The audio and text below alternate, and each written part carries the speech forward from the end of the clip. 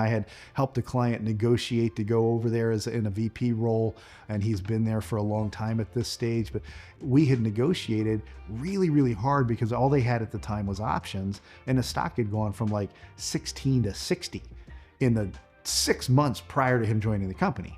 And so I kept jumping up and down going, you got to give him more options. The higher that stock goes, the more options you got to, because the more risk he's taking, because there's more risk that the stock's going to go down and the options are going to be worth nothing.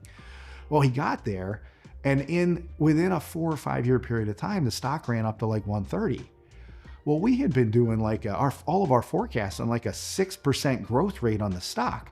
So more than doubling in 5 years was astronomically more money. It was easily 3 or 4 times more money than we anticipated we would ever see from these long-term incentives. And I asked him I went back to see him 4 months in a row, begging him to sell. Started to sell everything. Then it was 75%. Then it was 50%. Then it was 25%. And the 4th time I went back, he said, you're fired. The stock's going to double again from here, and I don't want to hear you telling me to sell it anymore.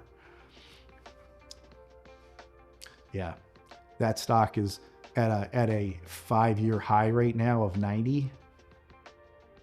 It's never seen the 130s again. And it went all the way down into the 20s or 30s before it's gotten back to where it is now. Now, he's stayed way longer than we thought he would. He's going to be fine, but he fired me when I asked him to take literally $20 million off the table. And just, hey, listen, you've got more money than you ever dreamed you were going to have. Like, bank it.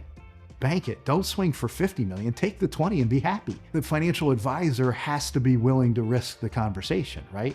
It's our job to be living at risk in those situations by trying to give good advice.